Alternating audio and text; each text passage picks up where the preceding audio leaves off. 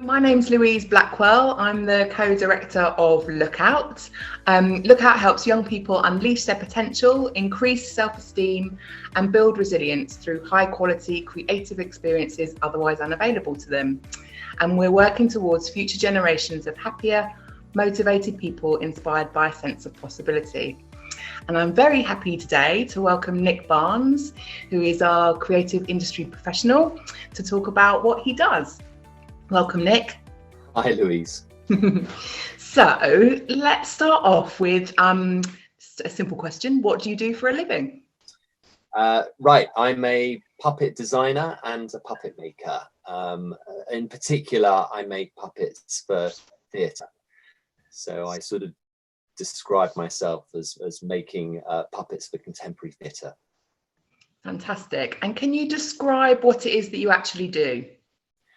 Yeah, well, my job, the reason I'm drawn to it, I think, is it sort of encompasses many skills and areas of interest. Particularly for me, it sort of suits me. It's a combination of art and theatre, sort of sprinkled with a little bit of maths and physics as well. It sort of in the way that it combines some mechanics and materials, those sorts of things. So it's also good for me because although I'd sort of describe myself as artistic, maybe rather than an artist, but I'm a sort of designer, I'm a maker. It's sort of an applied art, and therefore, you know, you get a brief, you get a show to design puppets for. There are sort of parameters within which you're being creative and allowed to sort of make stuff for theatre. So it's, you know, it's also good for me as I've got a bit of a performance background, and although I'm, you know, less comfortable in front of an audience directly, I've sort of always enjoyed being on stage, and puppeteering allows you to be on stage if you go down that route, you know, with a little bit of a barrier, as it were, to between you and the audience. Yeah, that's interesting. So it covers a kind of wide range of things. So maybe we could talk a little bit about how you got into doing what you do. Like, what was your route? Did you go to university? Which subject did you do? Yeah. Well, I did go to university, and actually I went to university sort of thinking I was going to be an actor, and then very quickly discovered that wasn't what I wanted to do. And I was very lucky. I went to Hull University, and there was a really great theatre on the campus, and we had access to that sort of 24/7 as students, and were encouraged to put on our own productions. And so I found myself very quickly in the workshop. I was sort of building sets and getting a very hands-on vocational training, you know, with tools and sort of machinery, and you know, really sort of unlock something in my in my skill set and my interest. And that led me to sort of become very interested in theatre design and set design. So I sort of started to go down that route, and very soon sort of became the go-to student for people who wanted a sort of a design for their show. I applied to the Slade School of Fine Art and did a 2-year postgraduate. I did a higher diploma in fine art and studied theatre design there for 2 years. And so at the Slade, I sort of was on a very steep learning curve to sort of get sort of model making under my belt and technical drawing, and sort of understanding a much more kind of formalized approach to this design, where you meet with the director and you have you know, a creative journey to create a response to the theatre piece that you're designing. While I was at Hull, I took my first trip to Edinburgh, to the Edinburgh Fest. The year I went, I saw 2 shows by 2 directors that sort of knocked me sideways. I had never experienced anything. One was a show by Julie Taymor, who went on to direct and create the Lion King theatre show, and many other wonderful pieces of theatre. And the other was a show by a French theatre director called Philippe Gentil. So that's the kind of theatre I want to make. That's what I want to do and be involved with. And had never realised that puppets could be so engaging. So I, while I was at the Slade, I managed to get onto a course that he was running at a place in France called Charleville-Mézières, the International Institute of the Marionette, and went over there for a month.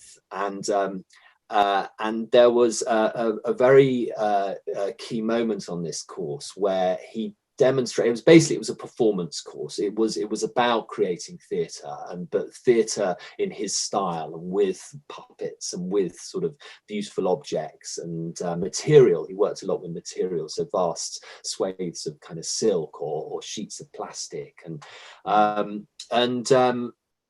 and he took us aside one afternoon and showed us how he made the puppets that he made, which was a technique using mould making and fibre-glass, and worked from a sculpted clay original head, and then you turned this into a more robust practical fibre-glass puppet head. And I was completely switched on by this, and thought, this again it was just sort of appealing to my interest in making, all the art and craft background that I had as a kid. And okay, that's interesting, because I was going to ask you, like, what, before you went to university, what do you think were the influences that kind of drew you to theatre and drama, and eventually into the kind of course that you made? Well, yeah, I did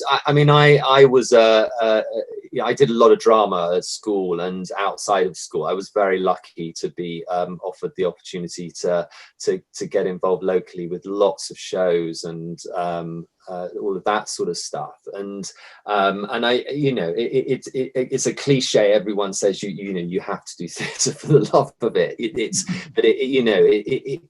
did engender a real passion for being on stage and backstage. I mean, I would often find myself helping out friends, or the dads of friends who were stage managing shows and things like that. And I remember sort of sitting up in the flies and watching local musicals and things, sort of while I'd be sort of helping out, or sort of doing scenery around and stuff. So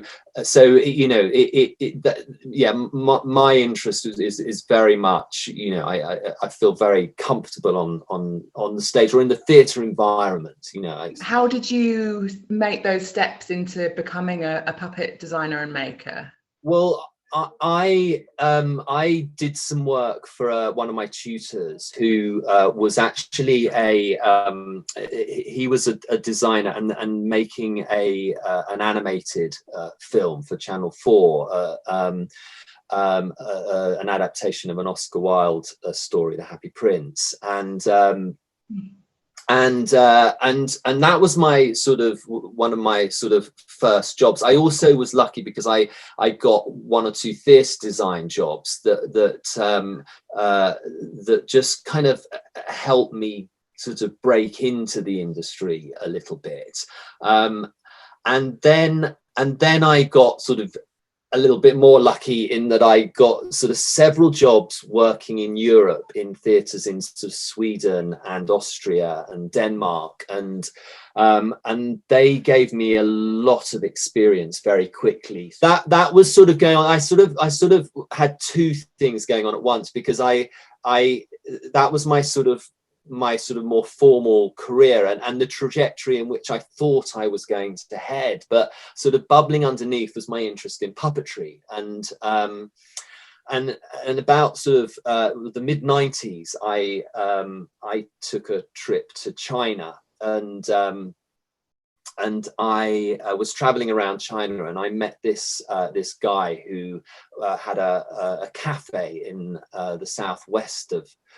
China, in Dali, which is in Yunnan province. And at the time, China was quite a tricky place to get around, and you know, not the sort of traveled country that it is now. But Dali was a kind of a little bit of a place for sort of backpackers to hang out and stuff like that. And this guy had written his life story and an autobiography, and I bought a copy of this. And when I got back to the UK, I was really sort of wanted to respond to my journey in some way, and so I sort of thought, well, I'll make some puppets. I'll make a puppet of this guy and I'll tell his story. And then sort of thought, well, how do I do this? So it was just when the national lottery was getting underway, and I applied for a national lottery grant.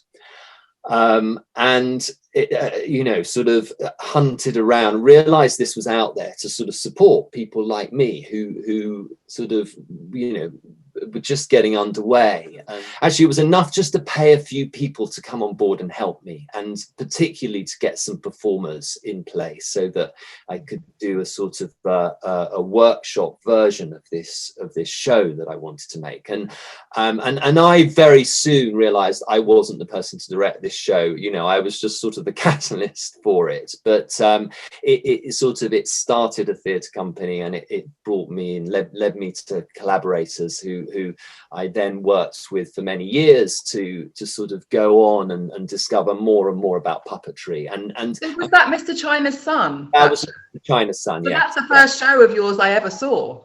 Right. Well, there you go. Yeah, that's how it came about. Yes, of course. And then, well, and then you'll know, but because you were working at the time at Battersea Arts Centre, and you gave Blind Summit, which was my company at the time, another helping hand into the industry by supporting us as we developed our working style and our working ethos and our sort of ideas on puppetry. Because I think it's quite important to say that what I do is probably very specialist, but I imagine that it sort of has lots of crossovers. So although, you know, because I think there are lots of areas in theatre that are quite sort of distinct and, you know, have their own sort of skill sets, but equally, you know, there's a little bit of everything involved as well. I wonder if this might be the moment for you to share with us some of your creations and maybe I should talk about what a kind of day in the life of a puppet maker is and who you work. I'll show you one or two things firstly, because I think it's very difficult. Often when I say to people I'm a puppet maker, I follow it up kind of very quickly, sort of and sort of stumbling sort of a way, saying, "But well, I make sort of puppets for adult theatre sort of thing, grown up on stage, big puppet, you know, not lit stuff like that," and try to explain to people. And I think it's very difficult if people haven't seen. So I'm probably going to disappear out of shot, but if I do, well, I'll try and just angle up a little bit. You can sort of see bits and pieces in the background. Because you're in your studio at the moment, aren't you, Nick? Where you work? Yeah. This is the sort of puppet that I started out making. Just to sort of describe it, he's probably about sort of 3 feet, 2.5 to 3 feet tall, and these are inspired by Japanese puppets, bunraku puppets. So that they, you know, they aren't bunraku puppets, but they're created as a sort of a contemporary Western response to them. They are controlled usually by 3 people, so you'd have a person on the head and the hand and a person on the back. And I started off really, you know, really interested in these human, sort of small human puppets, and made lots and lots of these. I mean, gradually things have changed, and I now find myself making a lot of animals and things like that. So back to your roots of being inspired by the Lion King director. So this, for example, this is a goat puppet. This is a one-person puppet for an adaptation of The Life of Pi. and it's all styled to look like pieces of driftwood. So it's quite a sort of lot more abstract than the last sort of thing you saw. That's cool. And it's I mean, this is wonderfully light. It's made of a material called plastazote, and this brings me back to my sort of interest in materials and that I mentioned earlier on. We use plastazote a lot in what we do. It's a very lightweight puppet making material, and you can use it in many ways. So in terms of the skills involved in what I do, there's a lot of different, you sort of have to have a whole range of skills, ideally. So this is my workshop. I'm sort of surrounded by puppet detritus and sort of all failed little puppet attempts, all the stuff that didn't make it. This is the 3D printer, and one or two sort of workplaces around here. This is our main sort of making space. There's Caroline in the background there, doing some design work. So we have a main space where we sort of do most of our sort of general fabricating. There's a spray booth there in the background. So when we're sort of using unpleasant sprays and paints and things, we're all kept safe. And we sort of utilize every available sort of hanging point for storage. This is our sort of machine room. So this is sort of more your traditional workshop space with all the tools you'd sort of expect to find in a sort of puppet making or a sort of, theatre prop design sort of workshop. Sort of pillar drills and milling machines, sort of small rotary saws, and there's our CNC machine at the end. So that sort of links up to the computer and enables us to automate some of the processes. So that's the workshop space. I mean, I should say that now I work more as a designer, and I sort of trying to sort of think about how to describe what I do during the day. And part of my day is designing, part of my day is making, and a lot of my day is now managing people, because I don't make all the puppets on my own. I have sort of teams of makers when we have a large enough project on, and so a lot of the time I might actually be sort of trying to work out and just stay ahead of sort of 8 or 9 people who all need jobs to do and all need to be kind of kept moving forward. But there's a starting point in the career where essentially you're going to be doing everything. You're going to be designing, you're going to be talking to the producers, you're going to be working. I mean, I get a lot of my work will come through a puppet director.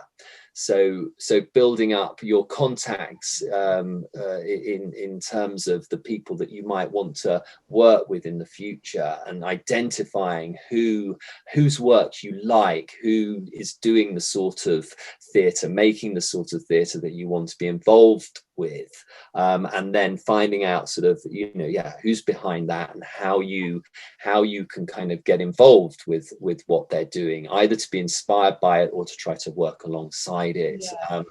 Is very important. And who actually pays you then? Is it a theatre, or do you still get funding from? How does that work? Yeah, no, my income is from theatres or producers. So I run a limited company. Essentially, I'm a business, a commercial business, and I might work within the subsidised art sector on occasions. So I might work for theatres which are Arts Council funded, or they may be applying for funding as part of their project, and some of that might be to help pay me. But essentially, I have to work out how to cover the rent and to pay everybody, and to to pay for materials, all of that sort of stuff. So budgeting is very much an important part of what I do now, and as I said, managing. But when you're starting out, you're doing all of those things in a smaller way. You might be given a commission and say, someone come along and say, well, look, I've got 1,500 quid, I need this for a show, and you've probably just got to say yes, take the opportunity, and then figure out how to do it. And you probably won't earn a lot in your first jobs, because you'll be making mistakes and you'll be learning.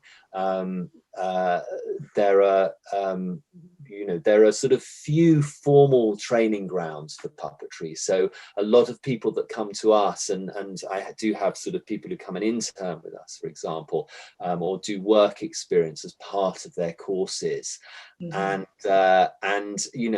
we have to really help them along the way. So which sort of bring me back to that.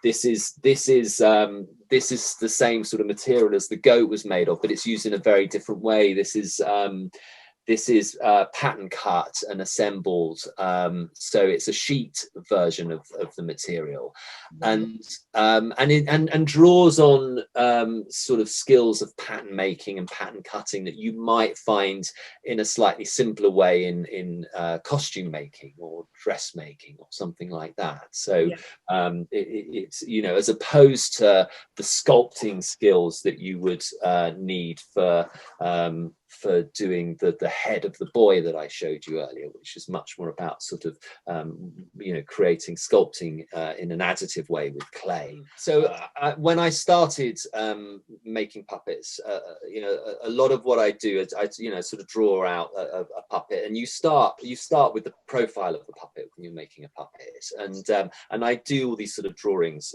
by hand, and then sort of cut out bits of paper and draw around them, which is all great because you really get a hands-on feel for what you're doing.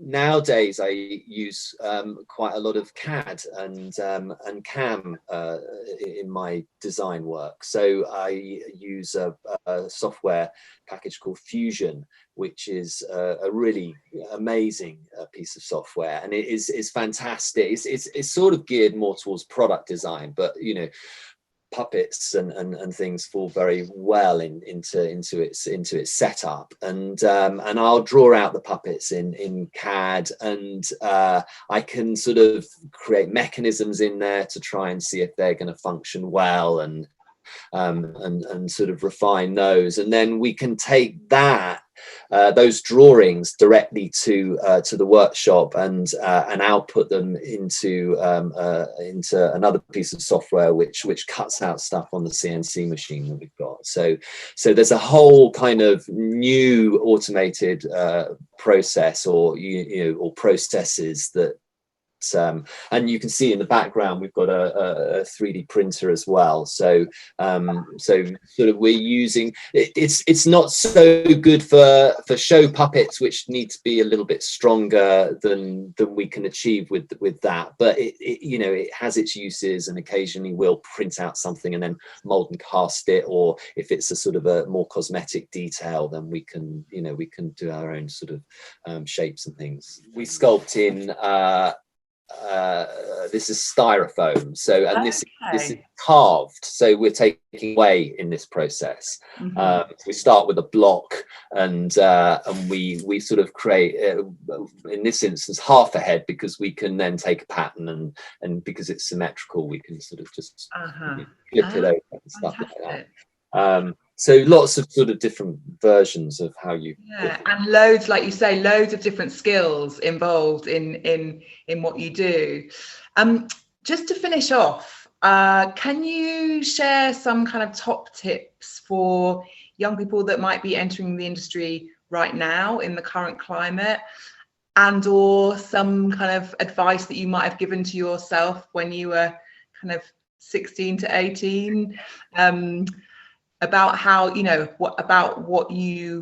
how you can find a way into the industry? Because you talked a bit about getting some jobs at the beginning, and was that about making applications, job applications, or you talked about connecting with your tutor?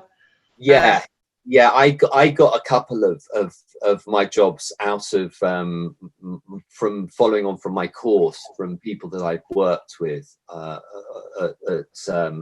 at college, and that was, you know, that was sort of part luck, I suppose, and part just sort of being around and making yourself sort of useful, you know, sort of spotting an opportunity.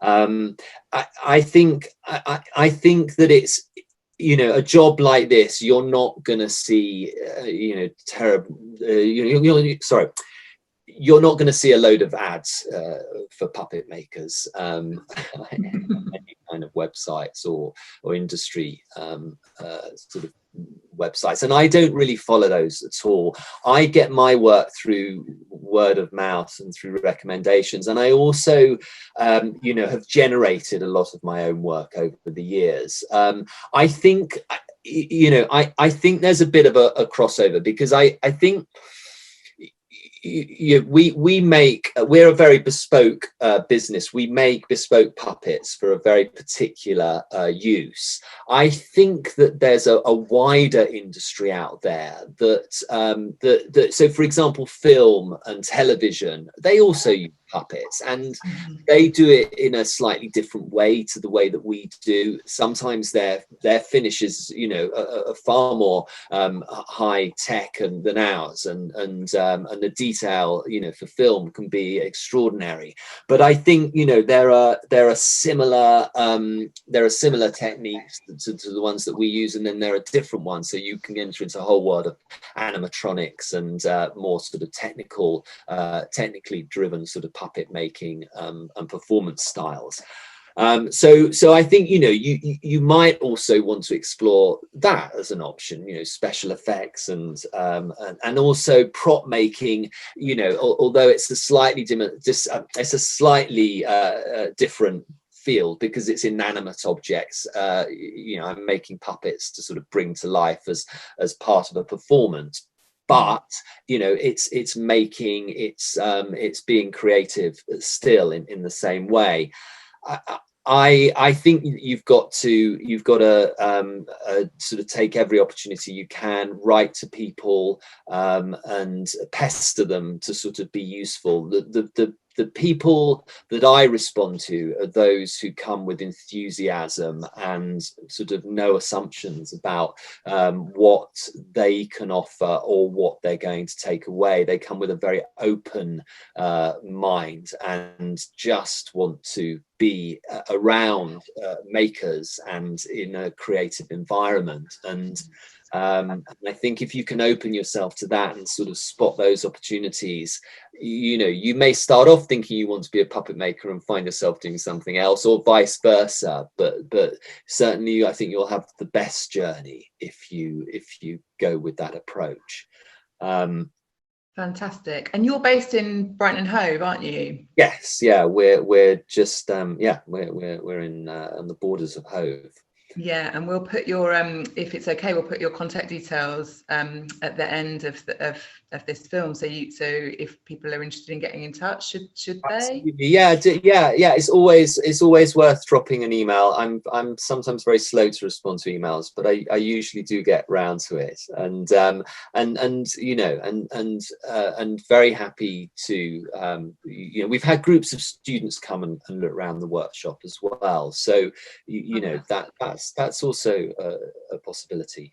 Well, actually, I can pass on a piece of advice. Actually, that my tutor at art school said to me, and it was when I returned from France, having done this course with Philippe Gentil, and I made a puppet when I got back, and I took this puppet in, and quite nervously he asked me if I'd do a small talk to the rest of the students about my experience, and so I did this, and everyone was very, you know, friendly and gracious about it, and at the end of the talk, he said to me, you know, this is really good, you know, you've got to pursue this. He said, you've got to get a gimmick, and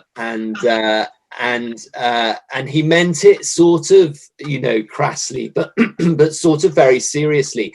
If you can find something that just sort of helps you to stand out. And I think for me it was the puppets and the puppetry, in a world of theatre which is, you know, highly competitive in many ways.